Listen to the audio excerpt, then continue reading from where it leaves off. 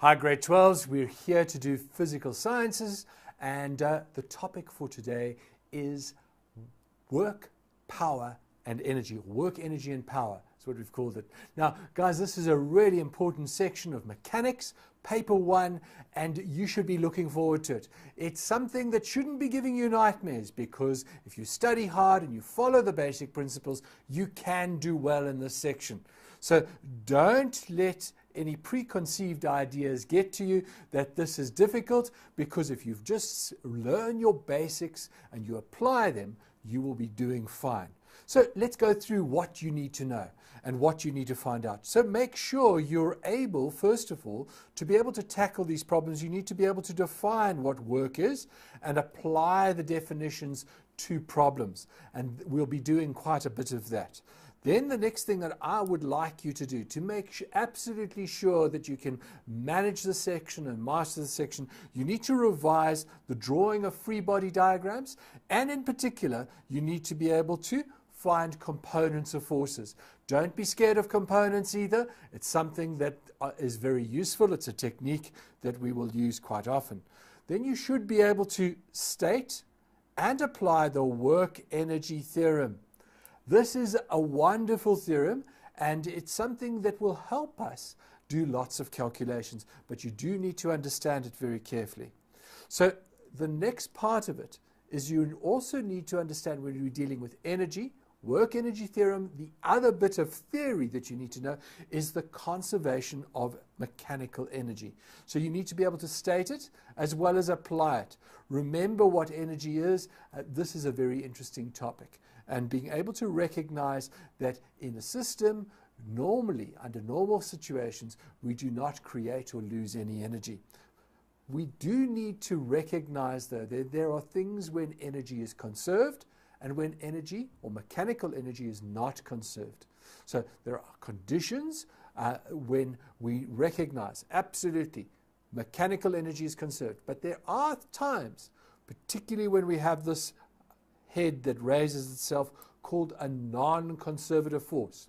When there are non-conservative forces involved, then mechanical energy is not conserved. Overall, energy is conserved, but mechanical energy isn't. So what are these non-conservative forces? The one that you are supposing to deal with and most likely to deal with is the one called friction. So it's the work done by friction. Okay? And as something is happening, energy is used up in overcoming friction, and we find that that energy is transferred or converted into other forms of heat and sound and sometimes even light. So we need to be able to recognize that. Next part, define power. Work, energy and power, they're all interrelated, and you'll see that the questions aren't asked separately. You need to know this as one unit, and it links very nicely to Newton's laws and to forces and even to momentum and impulse. So you've got to be very awake when you're dealing with these. So define power. You need to be able to calculate power when work is done, and you need to also be aware of this equation, that the average power is equal to the force times of the average velocity. This is particularly used when we're pumping things or things are moving, and they're usually moving at a constant velocity. It's not the only formula, but you do need to be able to use it and know when to use it. Don't just use it at any odd stage. Right, I think I've recapped quite sufficiently, and the best way to get in and understand a little bit more about work is to look at some exam questions. So here are some exam questions. First one is taken from the February paper of 2014, paper 1, and it's question 5. If you're wanting to revise work type questions, you can look at all the previous exam papers, and those that were previously written for NCS, so from 2008 onwards, question 5 is probably when you're going to find it. We're not exactly sure what question number it will appear in this year's exam, but you will need to be able to practice and apply all of these things. Nothing much has changed as far as this topic is concerned for the CAPS exam.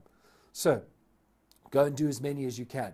Read the memos. Make sure your setting out is very accurate. Do not get confused.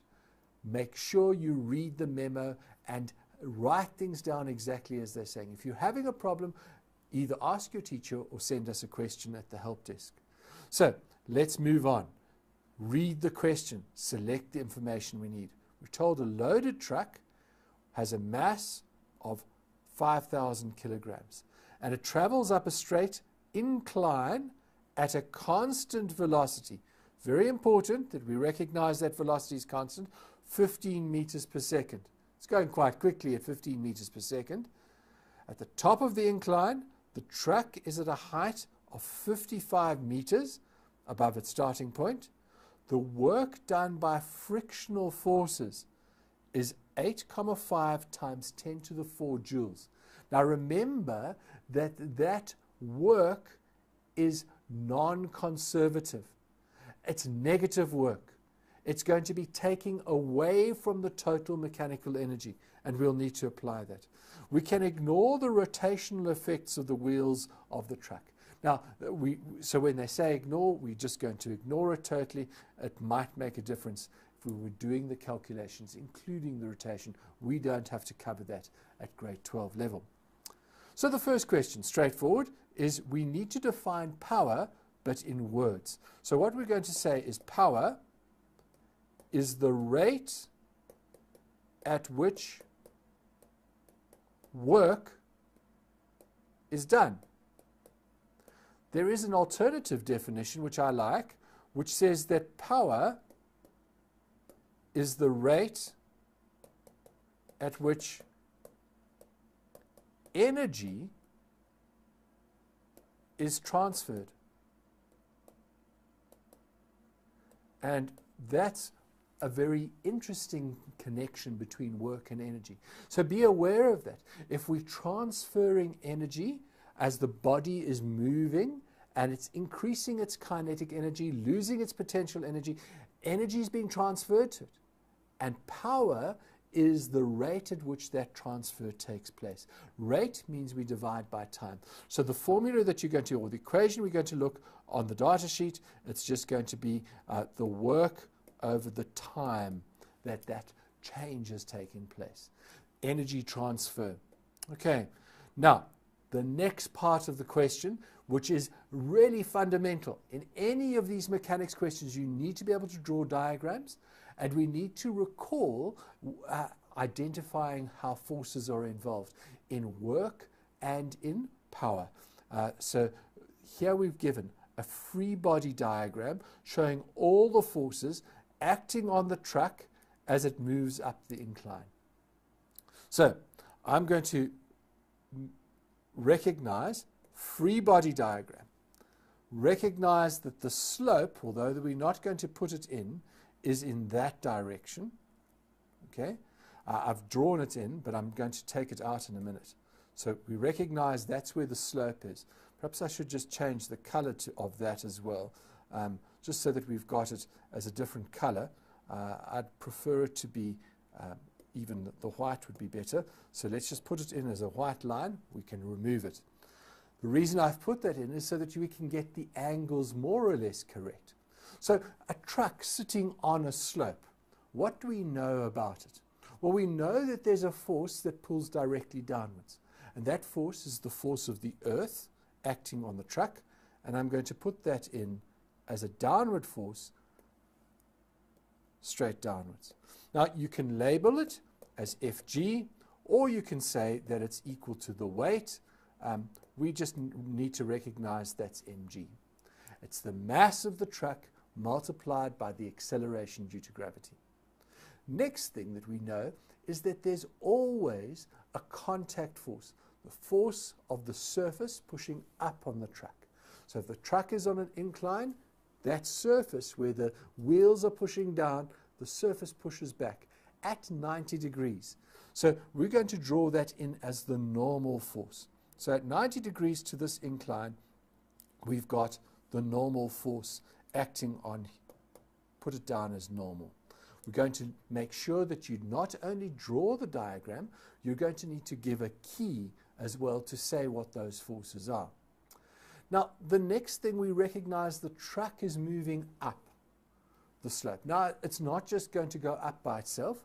So there is an applied force that the engine of the truck is pushing the truck up.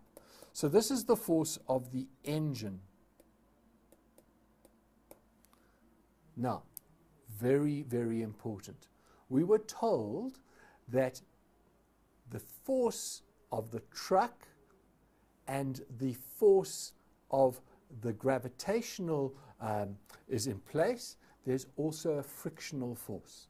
So what we need to recognize in our next statement is that there's a frictional force. And I'm going to put that frictional force in, and I'm going to put it in acting in the opposite direction to the motion. So truck is moving up, the frictional force is acting against it, but we don't know at this point, other than the fact that all of these forces are going to give us a net resultant up the slope. There's a net resultant up the slope combined because we know that it's moving at constant velocity. But let's not get too carried away with that statement at the moment. We're just going to label this as the frictional force, FF, or just a little f like that.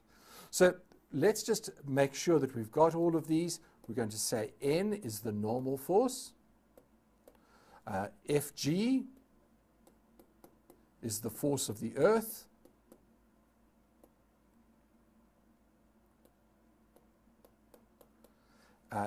We also recognize that we've got the force of the engine.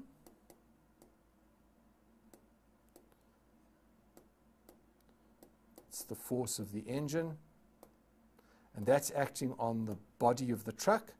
And then we've got the force of friction, and that's friction.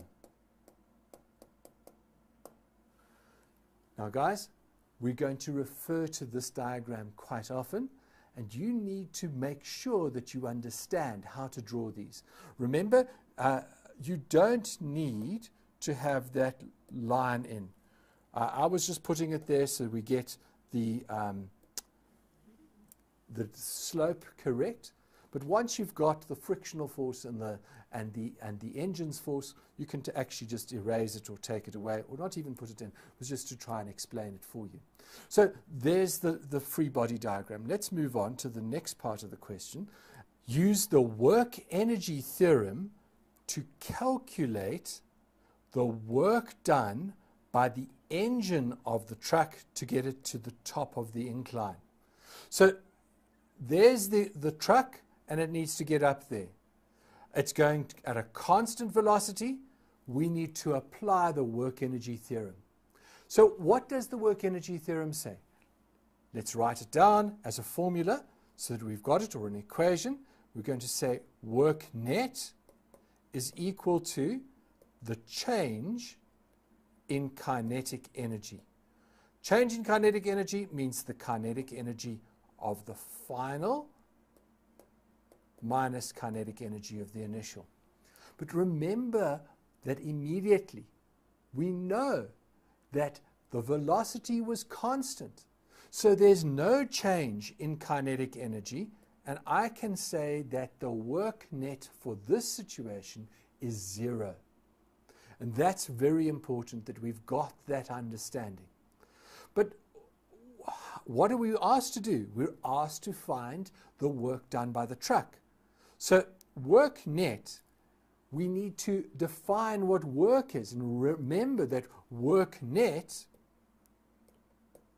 is equal to the net force, or the resultant force, times the change in position times cos theta. What we're going to need to do is to break this apart into work net is done by the work done by the individual forces.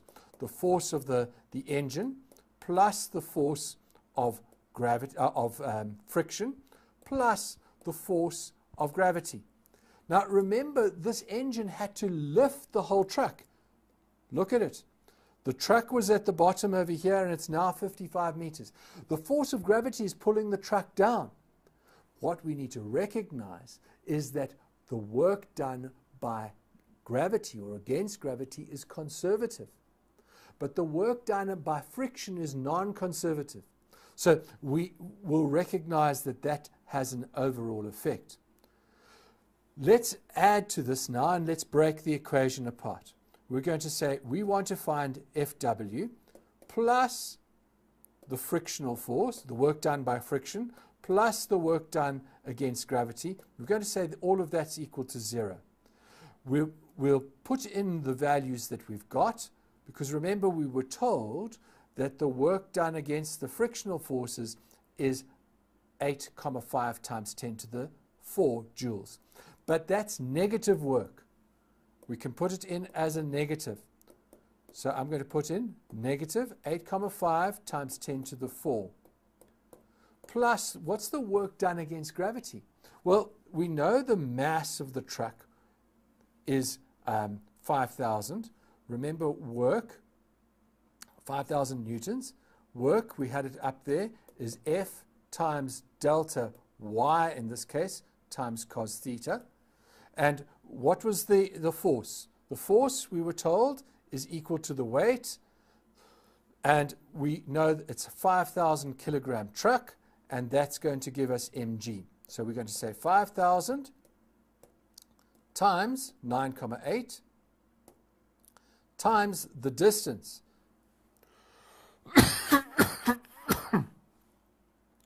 The distance, which is over here, the height that it's being lifted to, 55,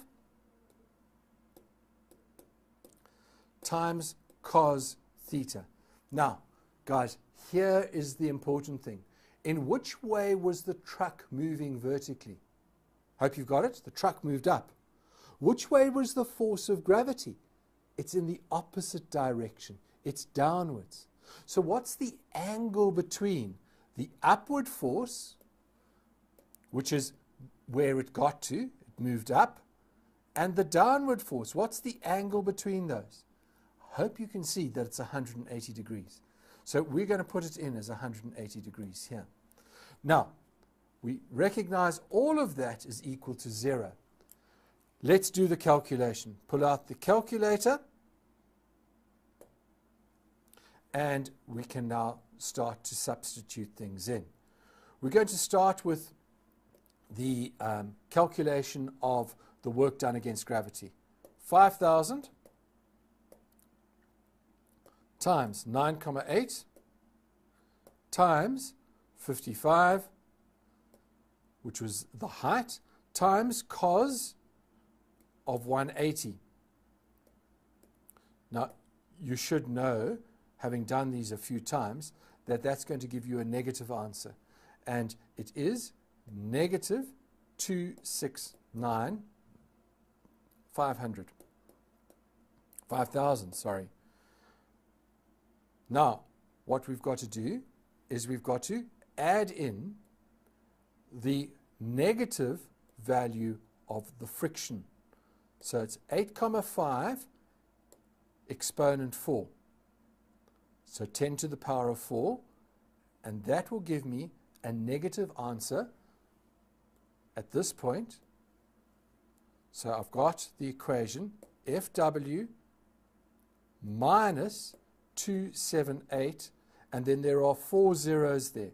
I hope you can see 1, 2, 3, 4 equals 0.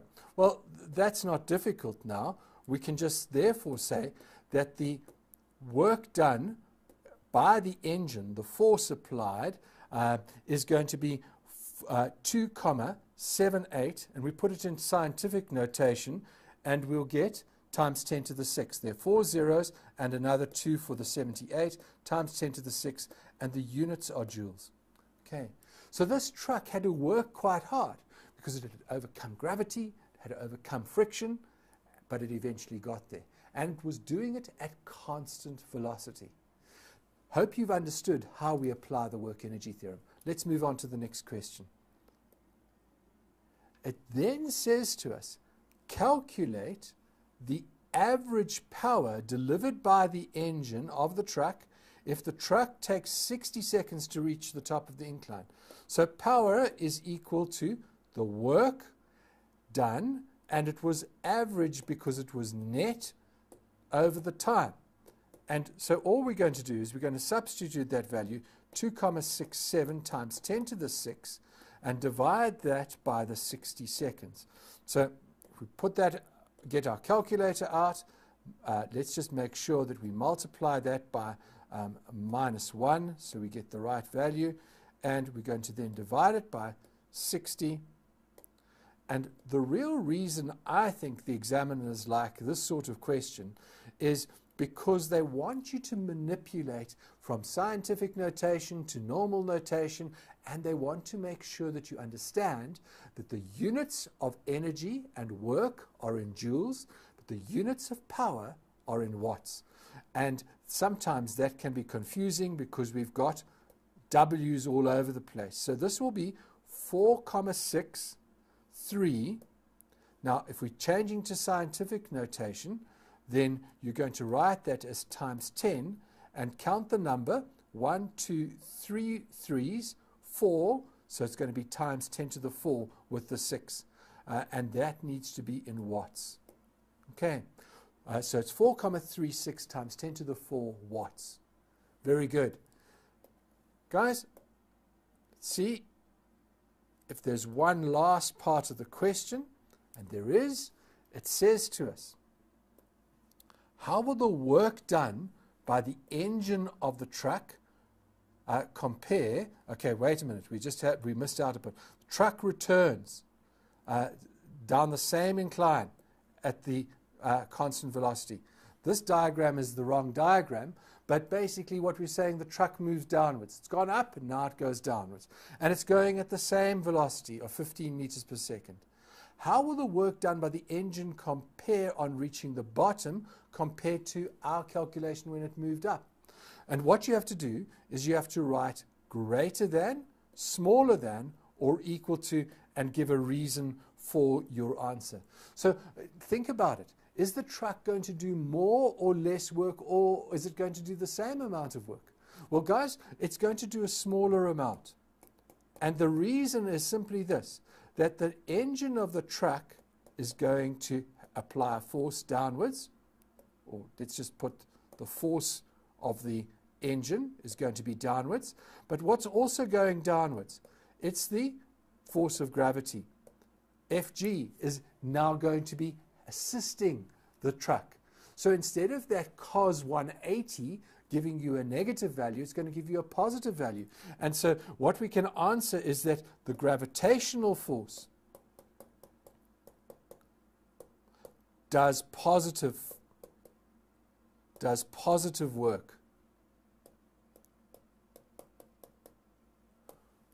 And so that means the engine's got to do less, which means engine does less.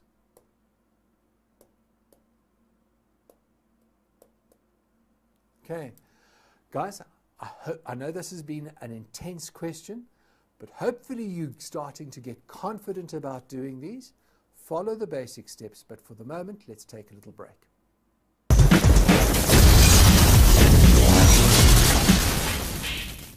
Welcome back from that little break. Let's get into our next question straight away.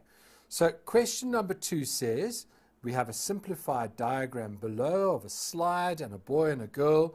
The slide is 3 meters. It's 1,5 meters high. The boy has a mass of 40 kilograms. The girl has a mass of 22 kilograms. The girl accelerates uniformly from rest down the slide. She experienced a constant frictional force of 1,9 meters. The boy falls vertically. He just decides to take a jump from the top of the slide through the height PR. So from that position to that position, he goes straight down 1,5 meters. We're told to ignore the effects of air friction. So the first question, the theory question, write down the principle of conservation of mechanical energy. And what we're going to say is that mechanical energy in a closed system or isolated system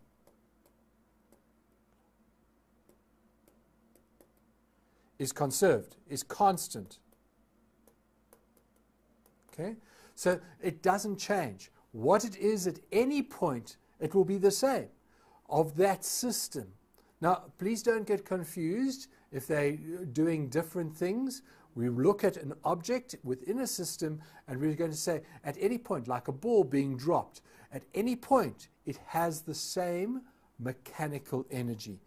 Now, the next part, we've done these before, the drawing of free body diagrams to show all the forces acting.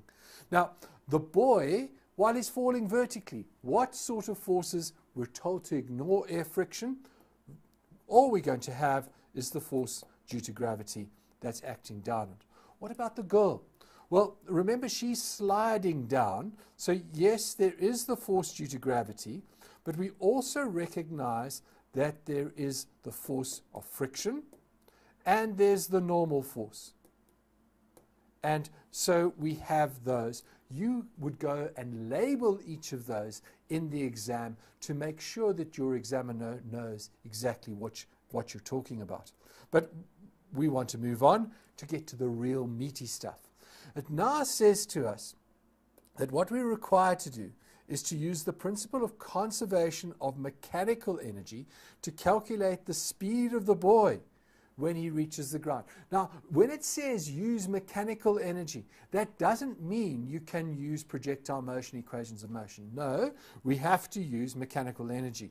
So, conservation of mechanical energy. What we're going to say is that the mechanical energy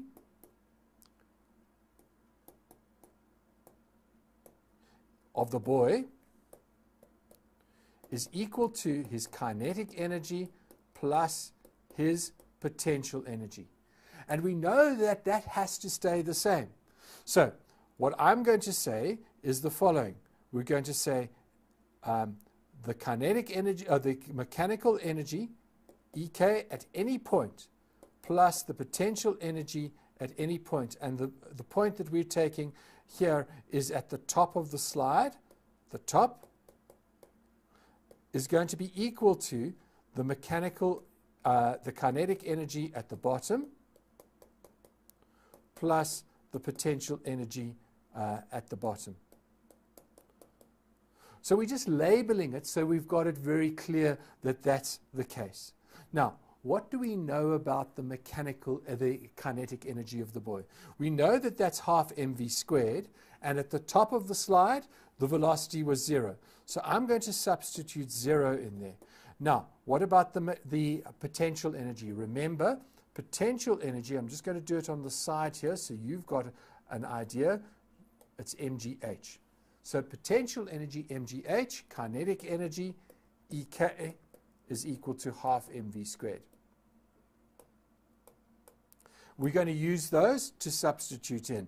I'm going to do my substitution now, and I'm going to say we know the boy had a mass of 40 kilograms. There it is.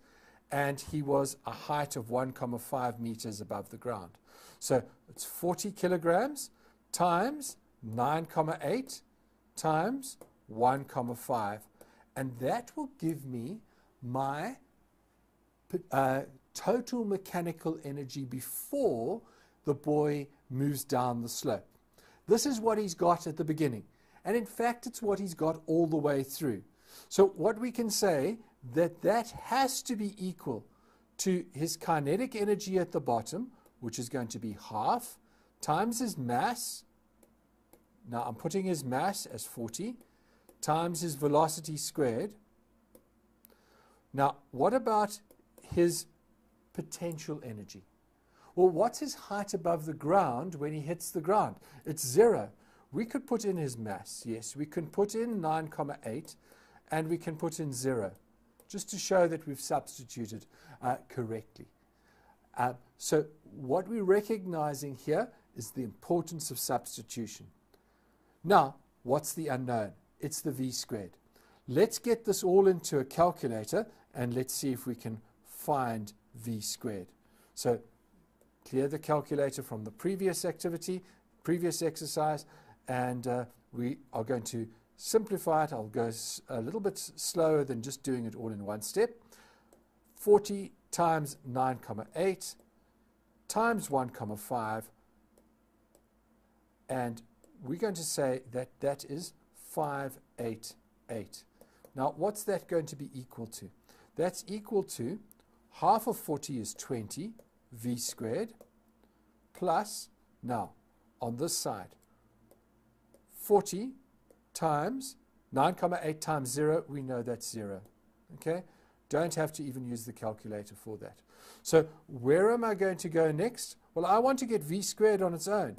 So v squared is 588 divided by 20, and I am going to need the calculator to do that because I don't do square roots in my head unless they're perfect squares. So there we go. This one isn't. It's 29,4. So please remember this is 29,4, but it is v squared. You must square root to find the value of v. So we're going to say square root, put the answer back, and take the square root of the answer, gives it to you as a surd, but we want it as a decimal, which is 5,422 meters per second. And let's just check what they asked. It just asked for the speed. So we don't have to worry about direction. We just can say it's 5,42 meters per second. We know it's downwards. Yes, that's the speed of the boy when he hits the ground. Okay, moving on. Next part of the question. Now it says, similar to question that we did earlier, use the work energy theorem to calculate the speed of the girl when she reaches point Q at the bottom of the slide. So remember what the work energy theorem said. It said that the work net is equal to the change in kinetic energy. And the change in kinetic energy is going to be the kinetic energy final minus the kinetic energy initial. We are going to need to substitute things in then to get this whole story sorted out. So what components or what parts of work net do we need to get? Well, let's just try and simplify first of all, working from left to right.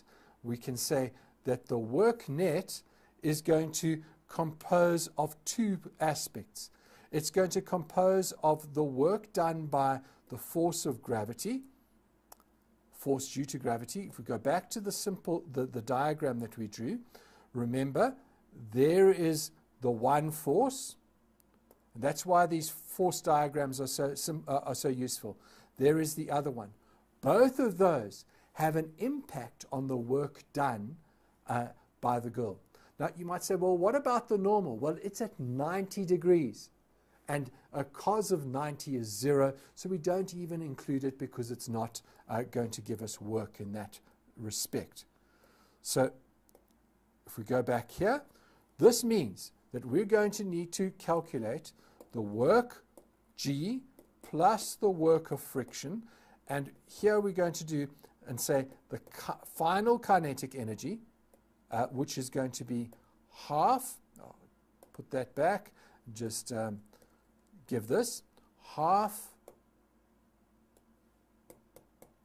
mv squared, and that's the final velocity, minus half mv squared, the initial velocity.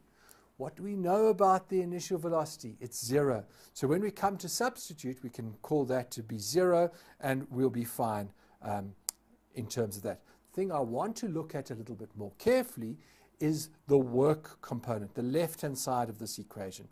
So if I'm going to the left-hand side, what do I know? I've got the mass times g times cos theta. And what about the force of friction? Well, in that case, it's the frictional force, which was given, times, and I've left out a delta here, delta y, and I've left out over here, I've got force times the delta x, because it's going down, and I'm going to actually make that an x as well, times cos theta. I'll explain exactly why I'm doing that. So as she's moving down the slide, all the time gravity is acting on her. But what do you notice? The change in position is in that direction. We don't want the component in this case. There's another way of doing it. What we'd like to be able to do is to say, if the displacement, the change in position from P to Q is in that direction, well, what's the direction of the force? The force of gravity is straight downwards. Well, this angle here, notice, it's part of a 90-degree triangle. That angle is an angle of 60 degrees. So for all the time it's moving down, the angle is 60 degrees. So I'm going to put that in and recognize it's the distance down the slide. So what was the mass of the girl? Let's get that right. The mass of the girl was 22. So it's 22 times 9,8. What was the distance? 3 cos 60 degrees. Plus, what was the frictional force? They gave it to us. There it is, 1,9 newtons. Now, notice I put the 1,9 in, put it in brackets so you can showing that it's all nice and neat, 3 meters.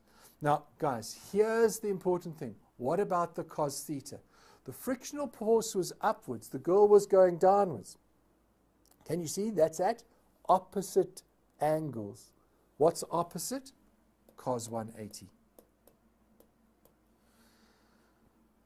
And remember, all of that has to be equal to half mv final squared.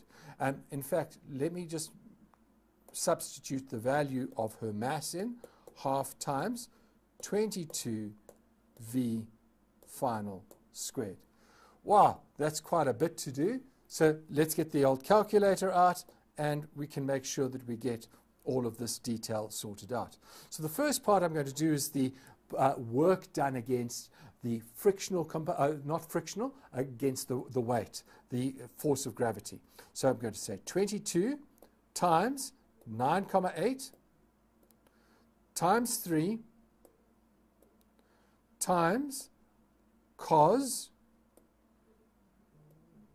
of 60 degrees. Now, remember I showed you the triangle. You've got the slope, the bottom angle is 30, the top angle must be 60 because it's a 90-degree triangle. Make sure you don't get confused about the angles. This gives us 323,4 joules at the moment, plus the next part is the work done against friction. Now, let's pull that detail in and get the calculator up. I'm going to clear that part, and I'm going to do 1,9, because that was the frictional force, multiplied by 3, multiplied by cos 180. The cos 180 will take care of the direction. So we get this being a negative 5,7. So the value here, negative 5,7, and that's all equal to 11 times v final squared. So where do we go? Let's add it all together and let's simplify it, and we get that answer plus 323,4 equals, and then let's divide that whole thing by 11, and that will give me this answer of 20. So v squared, v final squared, is 28,88. But that's v final squared. I don't want the square. I want just the v. So what am I going to do? Yes, I'm going to square root.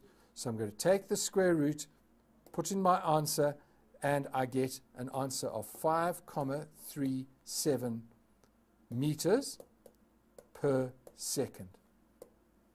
Okay, 5,37 meters per second. Hope you can see that friction has an effect. But let's take a look at what the next question is. And it says, how would the velocity of the girl compared to the boy at R. So if the slide has no friction. So if we look at it with friction, you can see that the boy had a velocity, if we look back at our answers, of 5,42. This was with friction. This was just falling. 5,42, this is the boy. The girl with friction was 5,37. Now, meters per second, meters per second. Now they say, what would happen if there was no friction? If we ignored the frictional force? And in fact, what can we say? Well, the forces would be equal, because the only force, the only work that is being done is the work due to gravity. And work due to gravity is going to produce the same speed, because acceleration due to gravity is constant and independent of mass. Doesn't matter that the boy was particularly heavier than the girl, but they're going to be equal. You didn't have to give a reason. In this case, you just had to say. But please remember that that is a fact. Okay, time for another little break, and we'll be back for our last question.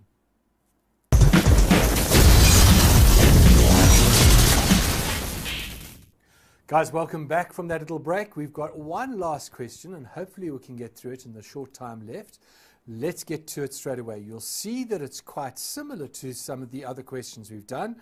We've got a box crate that's 5 kilograms. It's moving down the path from X to Y to Z. It's not drawn to scale. This initial part is frictionless, but this part over here, there is a force of friction. So what we will need to go to is, let's have a look at the first question. We were asked to apply the principle of conservation of mechanical energy to calculate the speed of the crate when it reaches point Y. So just between X and Y, and what we're going to recognize is EP at X plus EK at X is equal to, X is equal to EP at Y plus EK at Y. Now, I'm not going to waste too much time on this because we've done one quite similar. Please remember to substitute your values in. So you're going to have to remember and write down what they are. mgh at X plus half mv squared, that's at X, is equal to mgh at Y plus half mv squared at Y. So this one is X and Y, and we simply substitute the values in. 5 kilograms was the mass, 9,8 is the acceleration due to gravity. The height at X was at 5 meters, plus half times the mass times the velocity, and we know the velocity at the initial point at X was 0, and we're then going to substitute the mass in over here, which is 5 kilograms times 9,8. The height at this point is 1 plus half times the mass, again, is 5 times the velocity squared, and that's the one that we're trying to find. Now, guys, at that point, the physics is done. You've stated it, you've substituted it, and you simply need to use the calculator, but please remember to find the square root, because that's velocity squared. But if you do it, you'll find that the velocity at this point, at velocity y, at point y, is 8,85 meters per second. And that's very important that you practice that substitute. Become familiar with your calculator so that you can get it right. Of course, if you're using a Casio calculator, it's so much easier. Next point. We're now asked some more interesting questions that allow us to question the physics and the principles of physics. It then tells us that on reaching point Y, the crate continues to move down YZ of the path. It experiences an average frictional force of 10 newtons. So remember, there's a frictional force of 10 newtons, and that frictional force is acting upwards. The initial velocity at point Y was 8,85 meters per second.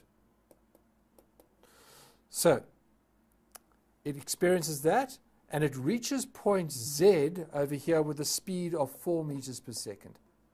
That's what its speed is at point Z, 4 meters per second. So clearly, as it's been moving down, even though it's accelerating because the gravitational force is pulling it down, now the frictional component has slowed it down quite significantly because it was much faster. It hasn't increased in speed.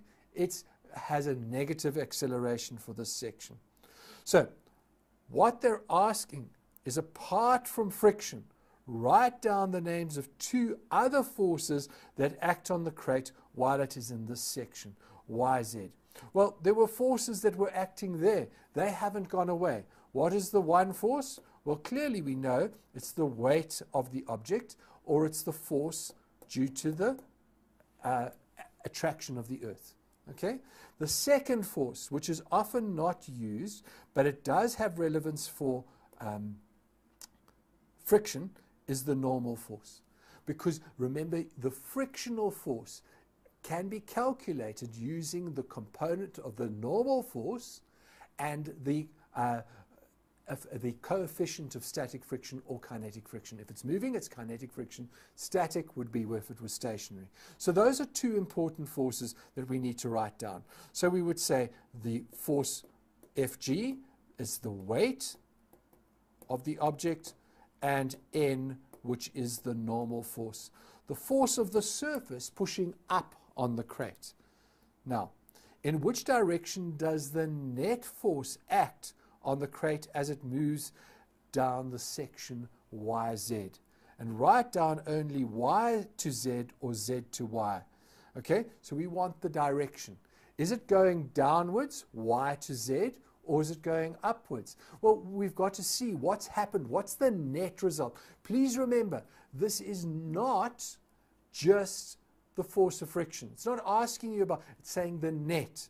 In this case, the net happens to be the force of friction, is bigger, but it's not only that. It's because the frictional force is so large that it's overcoming the force of gravity, or the force due to gravity.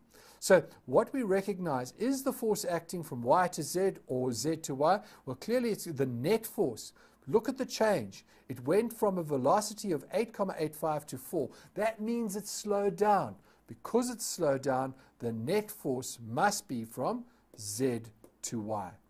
Now, the last question, or the second to last question at least, is this one where we have to use the work-energy theorem again. But it asks us a different question. It asks us to calculate the length of YZ. Now, let's just put the statement down, and even if we've got to rush through the calculation, I want to just highlight some important points. We recognize W net is the change in kinetic energy, and what we're going to recognize that W net is made up of a part of the weight of the, in other words, due to gravity, and then it's also made up of the force of friction, and we're going to look at the change in kinetic energy. I'm going to write it as half m, and then say V final squared minus V initials squared. And those final and initials are really at y and z. So remember, it ends up down at the bottom at z. So that's at position z, and this is at position y, and we know what those are. So clearly, what we're going to need to do is to do some calculation in terms of distance. Now, that's not a problem. We can simply put these into the equation and recognize that this is half times 5, and the velocity was given as 4 meters per second squared, and the initial velocity, we calculated this as 8,85 meters per second. We must square that, and we're going to subtract that. Now, what about the weight story and the other aspects here? Please notice that what's happened to the effect of the gravitational force? It's moved the object, the crate, from that position to that position through a vertical distance of 1 meter. And that vertical distance is in the same direction. So what we're going to say is the force is the mass times the acceleration due to gravity. The distance is 1. And in this case, the cos theta is going to be 0 because they're in the same direction. Plus, what about the frictional force now? The frictional force is acting in the opposite direction to the direction of motion. So let's just fill that in. We know what the frictional force, it was 10. We know that the distance is what we want to find, delta x. What about the angle? Well, you know it. It's cos 180 degrees. Now, guys, that all looks a little bit messy, but we can simplify it a little bit. And if we do this on our calculator, we will find that delta x turns out to be 20,48 meters. 20,48 meters. I'm going to leave you the task, punching in the numbers on the calculator, and you can check your answer.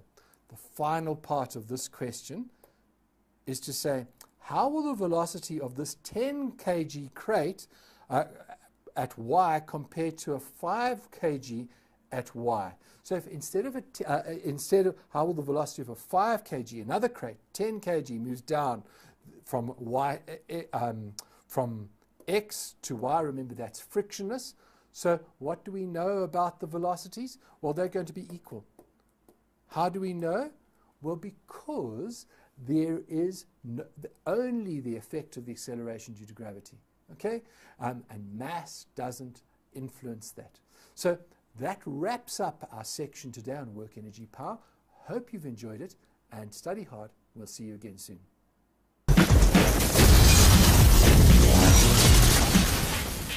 Revise the drawing of free body diagrams, and in particular, you need to be able to find components of forces. Don't be scared of components either. It's something that is very useful. It's a technique that we will use quite often. Then you should be able to state and apply the work energy theorem. This is a wonderful theorem, and it's something that will help us do lots of calculations, but you do need to understand it very carefully. So the next part of it is you also need to understand when you're dealing with energy, work energy theorem. The other bit of theory that you need to know is the conservation of mechanical energy. So you need to be able to state it as well as apply it. Remember what energy is. This is a very interesting topic. And being able to recognize that in a system, normally, under normal situations, we do not create or lose any energy. We do need to recognize, though, that there are things when energy is conserved and when energy or mechanical energy is not conserved.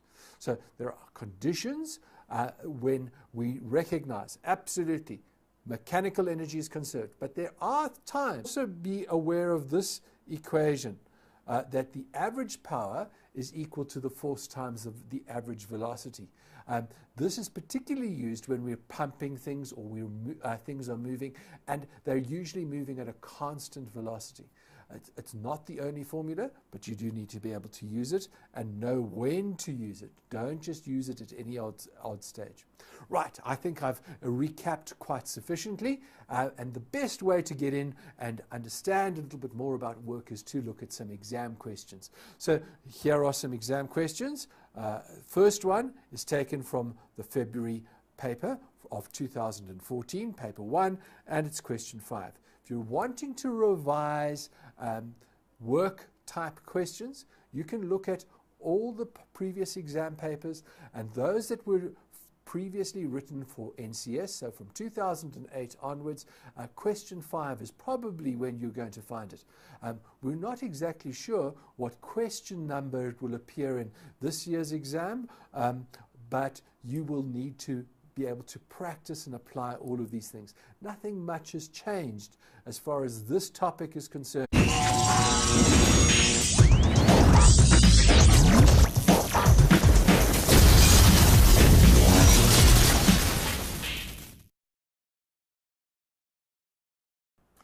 Hi, grade 12s. We're here to do physical sciences, and the topic for today is work, power, and energy. Work, energy, and power is what we've called it. Now, guys, this is a really important section of mechanics, paper 1, and you should be looking forward to it. It's something that shouldn't be giving you nightmares, because if you study hard and you follow the basic principles, you can do well in this section.